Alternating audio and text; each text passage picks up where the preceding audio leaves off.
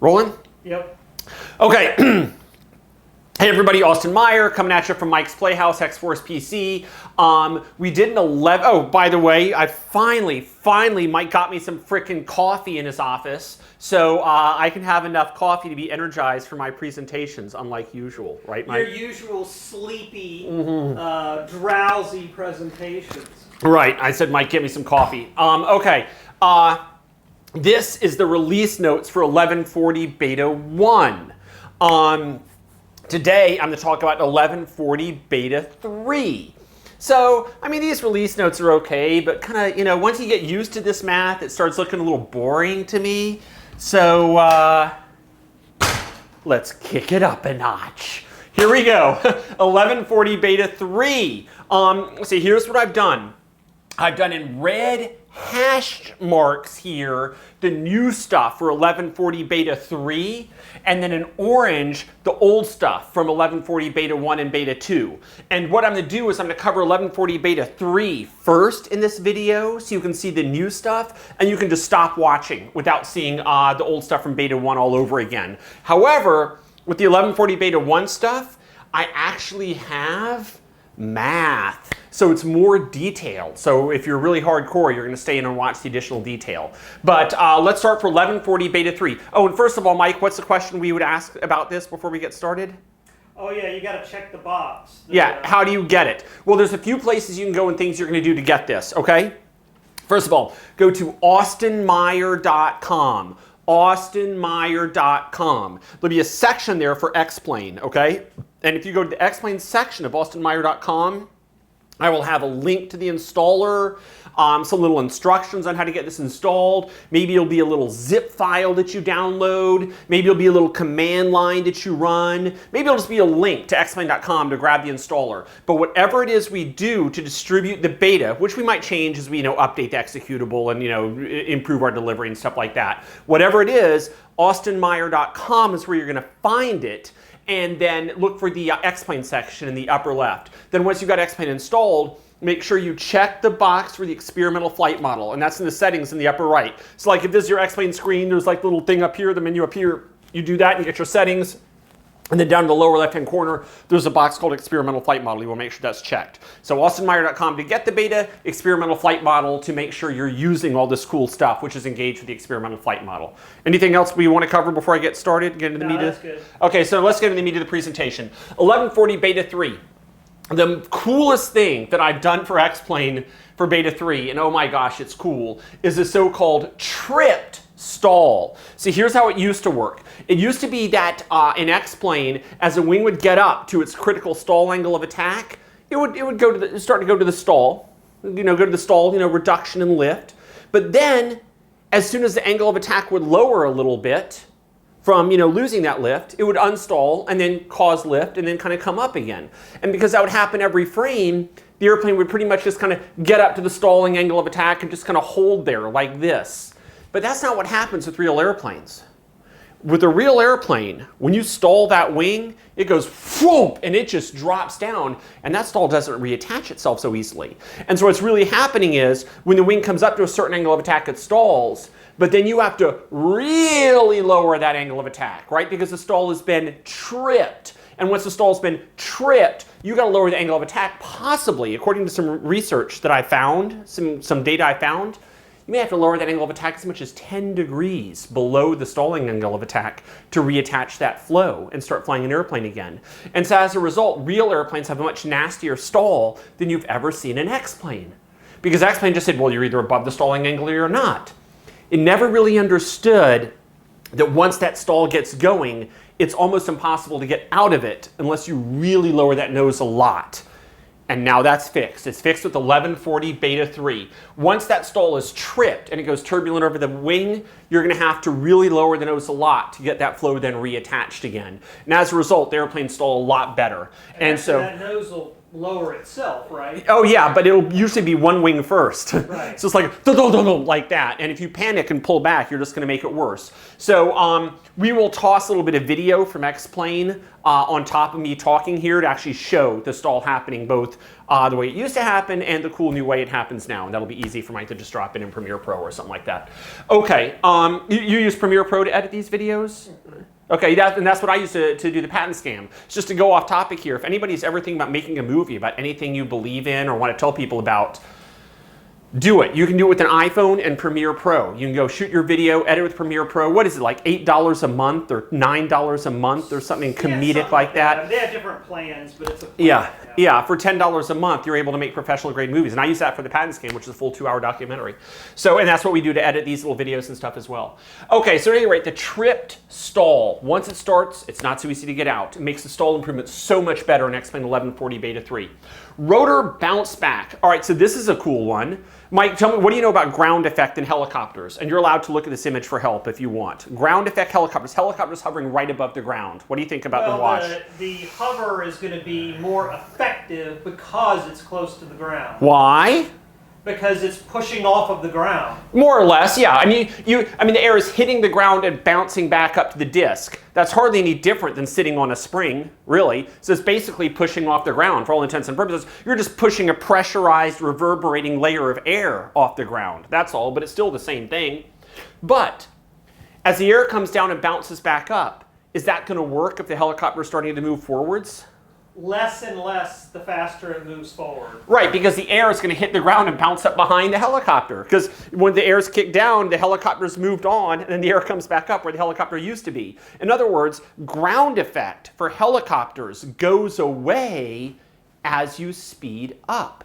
And this is a reason that helicopters kind of settle a little bit before ETL comes in, or effective translational lift, and then they pick up again. And so let's do some math. I said we'd do a little math this time for the hardcore. Let's say that the helicopter blade is at height of the helicopter, and the helicopter is moving forward at V helicopter.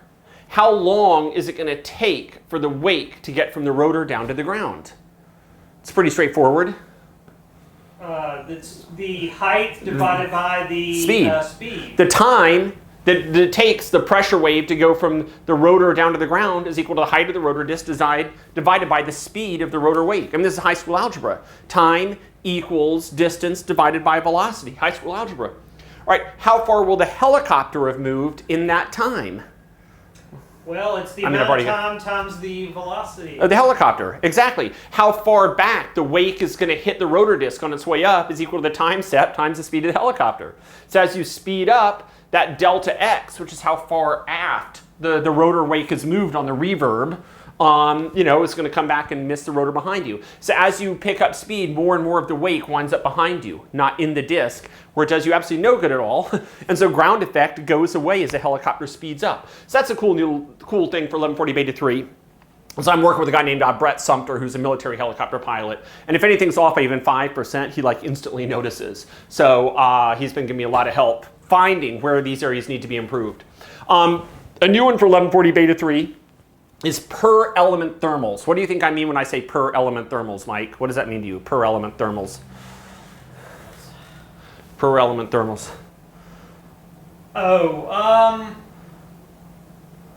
The thermals could be different, I guess, in one spot on the wing than the other. Exactly, that's it. So it used to be an X-plane, the airplane is either in the thermal or it wasn't. But with real gliders, if a wingtip catches a thermal, the glider goes, woo, and banks away from the thermal, right? The wing catches that thermal and it lifts up. And so starting with 1140 Beta 3, all the elements on the wing, each one looks to see if it's in a thermal or not, or how much it is. And so it'll roll away from the thermals if the wing catches one. And so this is not me just doing what so many other flight sims would do. We'll just say, whenever you get near a thermal, roll the airplane to the right an arbitrary amount. Oh no, I never code that type of thing into X-plane. I do the fundamental math. Every thermal, or every element on the wing checks for a thermal. Now, how hard is the wing gonna rotate when it catches a thermal? What's the math? Well, it depends how I've already far out hinted on you. the wing Right. is and how much Length. the force is. Lift, yeah, delta X and lift, exactly. So you go from the center of gravity of the airplane out to the element catching lift, and the lift, L, times delta x, the distance, equals the moment, which is a twisting moment on the airplane. So math, again, nothing fake, nothing arbitrary. And so now as you get some thermals, so the glider will kind of go woo and, and pull away from it. And if any glider pilot flies this and says, oh no, the real glider, banks away more, or the real glider doesn't bank away as much, I guarantee this math is right. What I probably need to work on is how sharp the edges of the thermals are. You see? Because if it's a gradual increase to thermal, there's going to be almost no roll at all. If it's a sudden, then it's going to be really severe. So glider pilots, feel free to tell me if this rolling is right or wrong, but I already know the flight model's right. The question is how sharp are the edges of my thermals? That's an area I might be able to do some improvement. So give it a try and let me know. Okay, the next one is the wind profile. So after 1140 beta 1, somebody was having kind of a hard time managing the crosswinds, an X-plane. And so we got into this like 40 email long, basically just about waste of time of him saying, oh, the crosswinds are wrong. And I'm like, well, the math checks out. Oh, but I think it does not like the real airplane. I'm like, well, the math looks good. And so what I finally did is I said, look, if someone says the crosswinds are wrong, I'm going to make darn sure I know exactly what's going on with the crosswind. So what we found is that the crosswind that is reported at the airport might not be exactly the same as the wind acting on the airplane. Now, why would that be? Mike, you tell me, why would the wind acting on the airplane be different than the wind at the windsock? And don't tell me, oh, the wind's different over at the runway than it is over at the windsock. It's all a big open area. Let's say the wind is the same. What's the difference? What's going on? Well, the windsock, eventually you're lower than the windsock. Exactly. Boom. Boom. You're lower than the windsock. And as you go lower than the windsock, the wind goes down. I promise you, even on a 50-knot wind day, the wind is literally zero down touching the little piece of gravel down on the pavement. The wind is literally zero in contact with the ground. That's like literally physics. Even if it's 50 knots up how high the windsock is. And the windsock apparently is about 10 meters high on average. So the question is, if the wind is 10 meters or 50 knots, well, let's use a reasonable example, 20 knots. Let's say the wind is 20 knots up at the 10-meter windsock, and we know it's zero down literally in contact with the ground. What is the profile between those? And so I started Googling this, and what I found is some people that build wind turbines are highly incentivized to get this ratio just exactly perfect, because when they build their wind turbines, they got to know how much wind they're going to get across the turbine and how high they need to build the thing. And so what the wind turbine research found was a pretty nice little formula that's pretty damned easy. It says, look, if an HR, or height of your reference point, let's say height of your reference point is 10 meters, the wind is VR, 20 knots, let's say, then that means at 10 meters up, the wind is 20 knots, and that's this green line right here, okay? Now, what is the wind as you go down? The equation is V equals VR times the square root of H over HR. Now, that may sound like a complicated equation, but it's really not, because it means if you're halfway up, okay, sort of like this little line here, if you're halfway up, then H over HR is 0.5. The square root of 0.5 is 0.71 to the nearest percent. 0.71 times your VR, or your reference of 20 knots, what's 0.71 times 20? 0.71 times 20 is 3.8-ish? No, 14. 71% of 20. Okay, sorry. Yeah, no problem. I was zoned out. Okay, that's fine. All right, 71% of 20 is 14, right? 7 times 20 is 140. So 0.7 is 14, okay? So it's 14 knots. So what that's saying is halfway up from the surface to the windsock, the wind is 70% of, if I had said 70%, you would have gotten it, because that's obvious. Everybody understands, well, 70%, that's like most of it. 70% of the terminal wind speed. So if you've got a 20-knot report on the windsock at 10 meters, when the wing of your airplane is at 5 meters, you're going to be at 70%, or square root of 0.5 of the speed, which is 14 knots. And so that's the profile. The reduction in wind being a curve, the reduction is greater and greater the closer you get to the ground. Right, exactly. And so it's non-linear. It's kind of like bowed out like this. So if you're halfway up, you get the good solid lion's share of the speed. It gets on 70%. Meters to 9 meters, or almost nothing. Yeah, exactly, almost nothing. So up around the windsock is, right around what the windsock reports. It's only when you get really, really low that it suddenly goes whoop. But even a Boeing 737, the wing might be a little less than 10 meters, I mean, 5 meters, that's halfway up to the windsock. 5 meters is still 15 feet. I mean, there's plenty of airplanes that have wings lower than that. So you definitely get to less wind as you get closer to the ground, especially when you get really close. So something like a Mooney or something like that, which is an airplane that really sits its wing really, really low to the ground on a short little landing gear, would definitely be landing in much less than a 20-knot crosswind if the wind is reported at 20 as he finally gets down to the touchdown. And you're going to feel that now in X-plane. And again, this is based on the wind turbine research and development. Okay, here's another one that's new for 1140 Beta 3, flow speed of the prop. So look at this. This one is pretty dang fun as far as I'm concerned. Let's say that an airplane is in motion going forwards, okay? The airplane's going forwards. And let's say that the propeller is accelerating the air by 20 knots, okay? So it's coming in, getting grabbed by the prop and kicking out so that well back behind the airplane, the air is doing 20 knots. Okay, 20 knots of air acceleration. How much of that air acceleration has actually happened right at the propeller? None, all, or some? I would, well, what I originally would think would be all, but I know, everybody thinks that. I have a feeling it's not all. Exactly. Everybody thinks it's all. I used to think it was all until I started digging into the math. As it turns out, it's only 50%. Because the propeller pulls the air in, there's a suction, that accelerates it halfway, boom, pressurizes it with that blade. That blade pressurizes the crap out of the air, and then what does that pressure do back behind you? Boom, pushes back to accelerate. And so since there's a suction to pull it in, the blade pressurizes it, and then a pressure to push it out, the air is still accelerating back behind the airplane. The amount of air that happens at the disc is 50%. Isn't that weird? Half. So that's what X-plane has done for quite some years. It's done half the acceleration at the interface. This has been the case for probably at least a decade. But as I started getting into helicopter performance with Brett, who's got like God knows how many thousands of hours and noticed like 10% errors in X-plane, he's gotten me to really start dialing this in through his observation of what the real helicopters do. And what we found is that in hover, it's not quite so perfect because the compression is not completely efficient. Some of the compression is happening like right there, I guess, as the blade comes by. Maybe the suction doesn't do a perfect job. The pressure doesn't do a perfect, the pressurization doesn't speed the air up perfectly.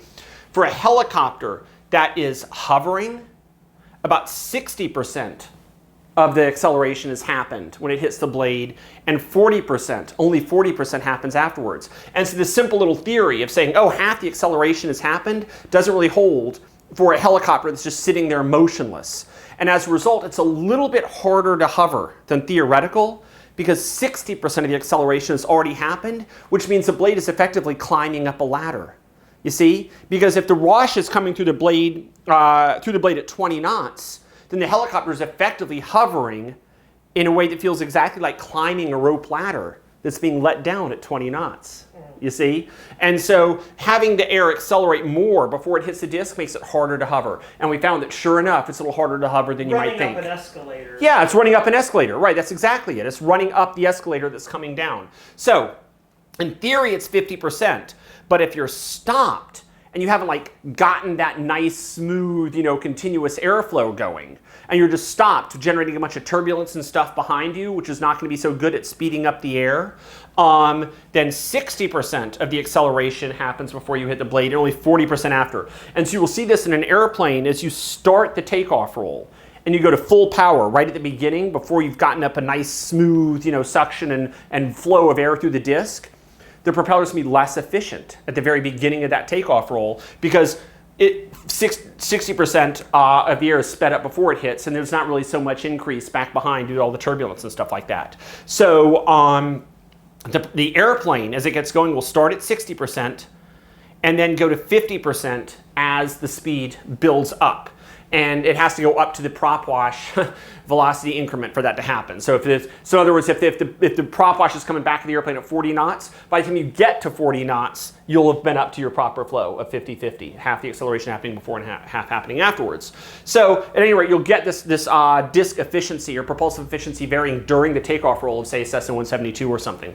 And then for the helicopter hovering with 60% coming in and then 40% going out the bottom, or 60% of your speed acceleration is happened by the time you hit the disc. But look at this.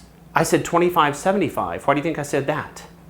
25-75. What? That's like almost none of the speed happening Well, first. it Why would that looks like happen? That the helicopter there is moving forward. Exactly. So it's losing some of that air that shoots out the bottom is going. It's gone, right. In other words, if you are moving forward into fresh air, that air is not going to have a time to get a chance to get accelerated down nearly as much because you're moving into fresh air. And so what we found by looking at the climb rates of actual helicopters, by looking at how fast the helicopter climbs to the given power, I was able to deduce how much the air must have been accelerated coming into the disk. Because remember, the faster the air is coming into the disk, the harder it is to get anything done because it's like you're running up the escalator that's going down. So what we found is for a helicopter moving forward at 5 times the Propwash increase, you've got only a quarter of the acceleration happening before you hit the disk and 3/4 afterwards because you're flying into fresh air. And this happens at 5 times the delta V. So in other words, if the wash is coming through at 10 knots, okay, let's say it's 10 knots of wash at the, at the end. The air is ultimately accelerated by 10 knots. How fast will the helicopter go to get this? And it's 5 times. Yeah. 5 times delta V. So how fast is the helicopter going to go before it gets into clean air? 50 knots. 50 knots. Right. And if you look at the best rate of climb of a helicopter, it's right around 50 knots. You see, because that's the slowest it can go while still be going fast enough to get to the clean air.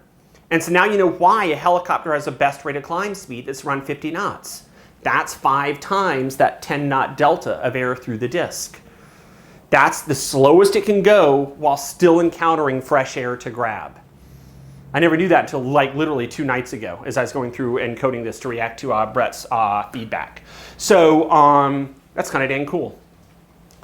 All right, you want to stop just so we have it in the can, and then we'll continue? This is the end of the new stuff. Right, so this is 1140 Beta 3. So if you've already watched my video on 1140 Beta 1, you can stop watching now. I'm now going to go over the rest of the stuff for Beta 3 that was also in Beta 1.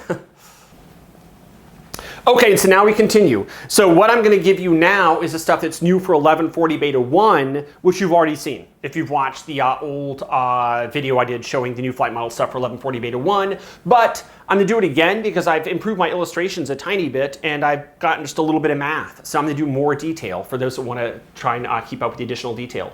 So for 1140, new for Beta 1, which of course carries through into Beta 2 and 3, and all of 1140 is going to have this, and all of X-Plane moving forwards is going to have this. We have exhaust thrust. So as it turns out, the Pratt & Whitney PT6, it might bat out 800 horsepower or something like that to the shaft, but kicking the air back gives you some thrust. So how much thrust does the exhaust stack give? I think Who wants to guess? Right? Yes, 10% of the horsepower, but when it's measured in pounds. And a horsepower and a pound are 2 completely different things. One is a power and one is a force. Okay, they're not even the same type of thing. Well, you know the difference. I mean, a horsepower is a force times a velocity. It's actual honest to goodness power or rate of work being done.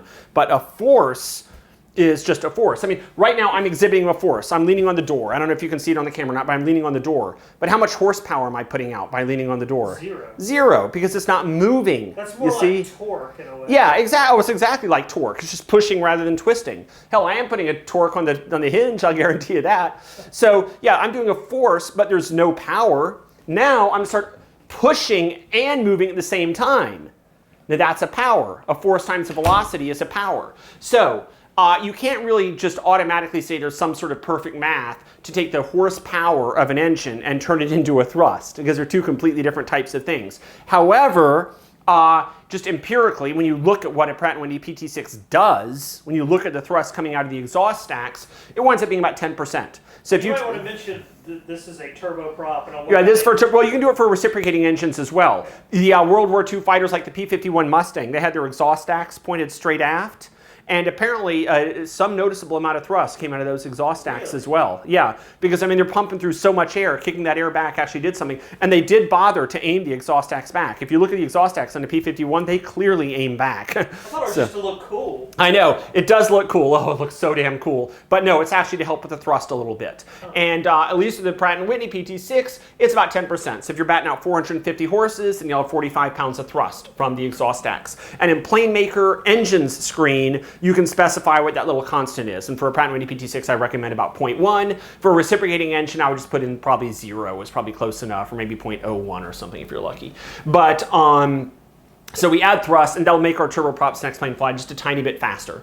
Another thing we have is wake turbulence. Mike, do you remember when I did the Xavion video? We were talking about wake turbulence? Yep. And Mike was like, well, why don't you put that in X-plane? Was that you or was that a customer that said, why don't you put it in X-plane? I think I asked, is it in X-plane? Oh, and I didn't know. Well, it is now. It was. It was just it's not accurate. Line. Yeah, that's right. The wake turbulence is a straight line. And so I said, well, let me improve it. I'm gonna lay a bunch of little eggs, just like I do in Xavion. And so wake... It settles, and you said it didn't settle in X-plane. Right, exactly, and followed the curve and turns of the airplane. And so now I've done it. I've added it all. So in X-plane, it drops a little wake turbulence egg behind it, like every 1 second or every 1/10 of a second or something like that. And these little eggs kind of settle with time. And you can see it if you're flying along an X-plane, in an airplane, flying along, and hit Control M a few times in the external view. So do that shift vertical bar to go to the external view. Shift vertical bar being the...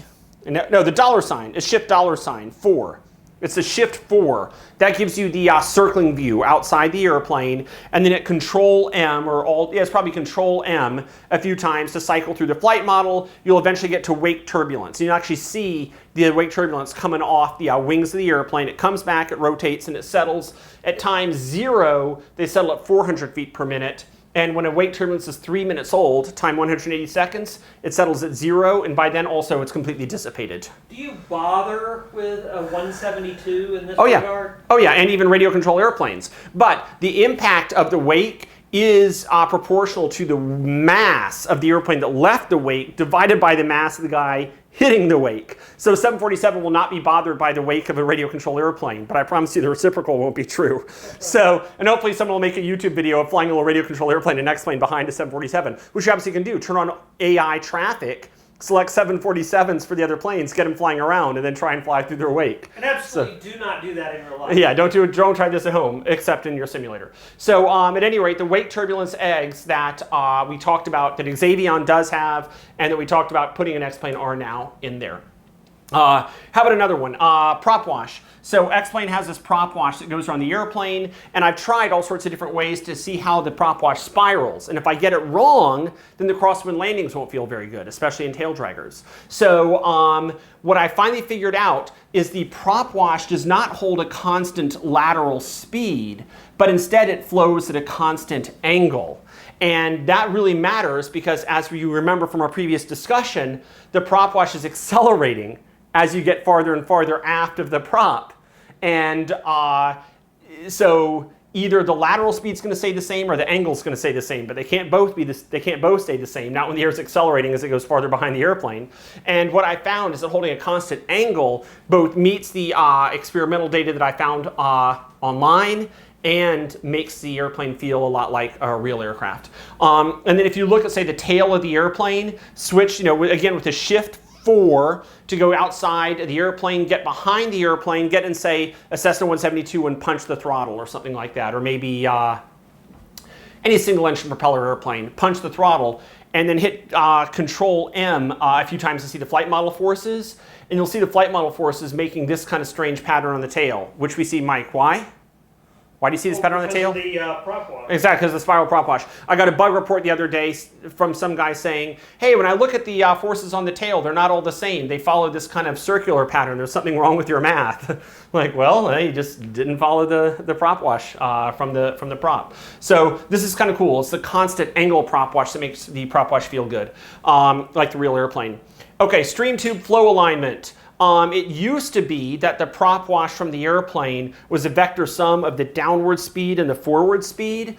Turns out, in reality, it's closer to a vector sum of the energies, not speed. So take the square of the downwash and the square of the airplane forward speed, pull a Pythagorean theorem on that, and that's going to get your prop wash. So what I'm really taking the long way around saying is the prop wash aims whatever has the most energy more. So in other words, if a vertical takeoff landing airplane like this is sitting there hovering, and that prop wash is coming down at 40 knots, and the wind is coming across at 10 knots, the wind basically might as well not even be there. You see? It's the square. So right. It's it's 50 squared compared to 10 squared, right, which is 25 compared to 1 or something like that. When you weren't squaring them, they were much closer. Yeah. It would just be an average of the two, but now it's not an average of the two. It's going with the one that has the most energy. And some guy in Canada over this most recent winter actually went out and got his airplane on the ramp and ran it up to full throttle on the ramp, while some guy was holding a smoke making machine out in front of the prop, watching the smoke come back. And he did this in a crosswind in like, negative 30 degrees or something like that. But and he proved to me with photos that the wind really aligns itself with the prop wash, not the local wind blowing across the ramp. Because again, square. That prop wash is batting out probably 40 or 50 knots. The crosswind coming across might have been 10 knots. 10 knots doesn't even register. The flows just went whoop, right down the airplane, which again affects crosswind landing, because now, or especially crosswind takeoff, where you have a lot of wash, because the wash stays aligned with the airplane, you see? So a lot of these things wind up affecting crosswind, whether it's the spiral angle, how the flow is aligned with the airplane or the wind, how the wind gets lower as you get down close to the runway. All these things are like the really kind of subtle ways that crosswind landings are, the way they feel. You add all these up, and you might get a totally or very different feel in a pretty different feel. landing. Yeah, and people from Beta 1 have said that it's definitely a huge improvement. So we're doing the right stuff here. Okay, Control CL and Delta Alpha. All right, this one's kind of interesting. As ailerons and flaps and elevators and rudders are moved, there's a change in coefficient of lift, and I just consulted some NACA Tech reports to find out what the lift is. But when you deploy an aileron down, here's the interesting thing. When you deploy the aileron down, the air actually gets sucked up from underneath in advance of the wing and then kicked down on the other side, you see? So what would happen, Mike? What would happen if you don't have an aileron deflected?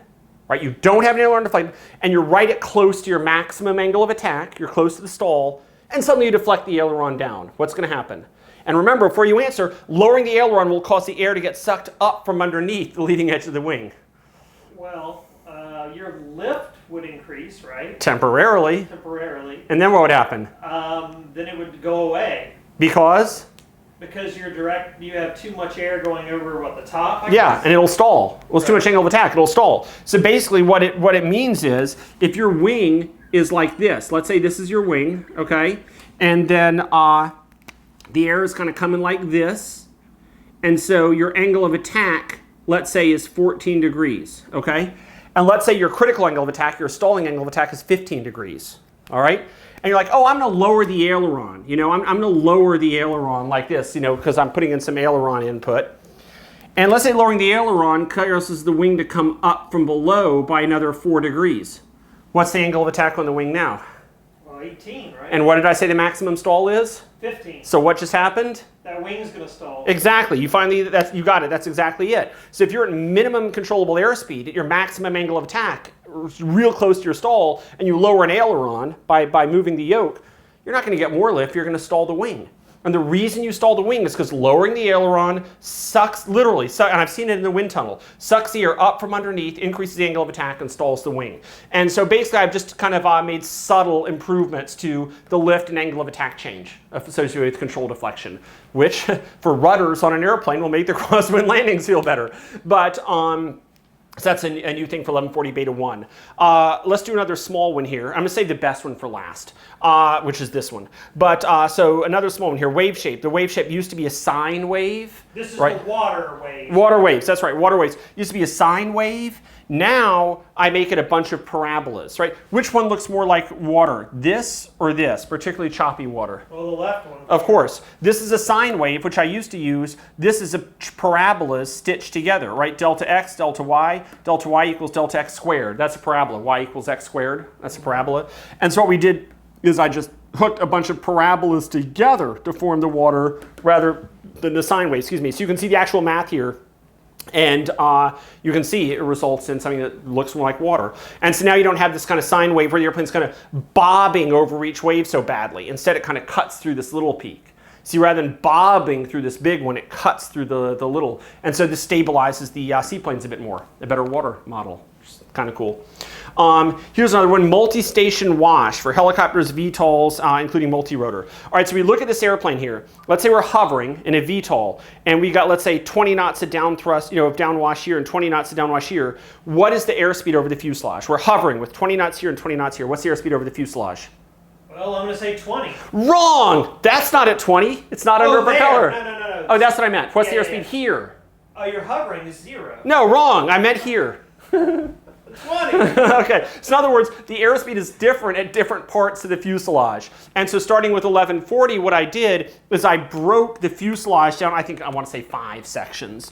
And with the fuselage broken into about maybe 5 or 6 sections or so, I find the speed on each section. And so what this means is, as we get into multi-rotor vertical takeoff and landing aircraft that has a bunch of rotors on them lifting them and pushing wash down on the fuselage, we get closer to a good model of how the fuselage interacts with the rotor. And I'm doing this because I'm working on, of course, the electric vertical takeoff landing airplane project myself. And you can see beta.team, B-E-T-A, beta.team, if you want to see the website of the company I'm working with there. And unfortunately, the coolest stuff we're doing ain't on the website yet. But it will be. Okay, the next thing, I've saved the absolute best for last here, delay wash. So Mike, what's like one of the most common X-plane complaints you get, other than do Vulcan and metal, which we're already doing? In fact, Ben is doing it right now, which is why he's not here and I am. But seasons? Are you just going to make it snow? How about flight model related? Oh. No, this won't make sense. How about flight model related? What's the one you always hear all the time? Yeah, squirrely maybe? Yeah, it's too sensitive, right? It's too sensitive. People that said that were, as it turns out, they were right. I always said, oh no, it just feels too sensitive because the yolks aren't very good, you know? Well, first of all, honeycomb has largely solved that, but also the X-plane flight model needed some improvement as well. And here's why. Here's a Cessna 172, and there's downwash from the wing onto the horizontal stabilizer. You know what this is, right? Downwash from the wing. I mean, as the wing makes lift, it pushes the air down, and that pushes on the stab. So if the airplane is making lift, that's going to push down on the stabilizer. When you push down, when that air smacks down onto the stabilizer, what's that going to make the airplane do? Push the tail up. It's going to tend to make the nose go up or the tail go down. Exactly. And when the nose goes up, what's that going to do to the lift? And assuming we're not near a stall, this is not a trick question. As the nose comes up, what happens to the lift? It goes up, right? Right. And then what does that cause the downwash to do? Increase or decrease? That would increase it. Right. And what does that do to the tail? Stabilizes it or pushes it down even more? Push it down even more. And what does that cause the nose to do? Go back up. In other words, so the more the nose goes up. Take action to stop that. Yeah, exactly. The more the nose goes up, the more it wants to go up. That's inherently unstable. Now, and this effect we just described absolutely affects real airplanes, and it absolutely does destabilize them without question. So why are airplanes even flyable at all? And the answer is, well, designers just bring the center of gravity forward so much that they got the CG forward so much that the airplane is still stable in spite of the effect that we just mentioned. So the effect that I just mentioned destabilizes airplanes, and airplane designers have to make the airplane super stable because this is working against them, and it's going to destabilize the airplane. So the X-plane has known all this for decades. Okay, X-plane has always done this. But what effect did I not mention just now? Mike, what did I not mention just now? And I mean, you've got hints. You've got hints up here on the board. That you've got time up there. Exactly. So my guess is X-plane didn't used to take into account the time it takes for the air to get from the wing to the horizontal stabilizer. Exactly. X-plane didn't take account that it took time for the wash to get back to the tail. Isn't that inconsequential though? It's like less than 1/10 of a second. It's like a 20th of a second. It seems so inconsequential. But when you have that delay and that you pull that nose back and the tail is initially dipping down into clean air, where the air is, let's say I'm the airplane, I'm pulling the yoke back, the tail is coming down, and the tail is initially smacking into that clean, undisturbed air, not yet moved by the additional downwash, you know it's going to push right back up again like a weather vane. Oh, yeah. That's actually kind of noticeable. Sure, it may only take a 20th of a second for the wash to get back there, but for that first 20th of a second as the tail comes down, undisturbed air is smacking that hasn't been knocked down by downwash yet. It's going to smack the tail on the bottom, bring the tail right back up again, which brings the nose of the plane right back down again. So it's only a 20th of a second delay, or a 10th of a second delay, or a 50th of a second delay, depending on how fast the airplane is.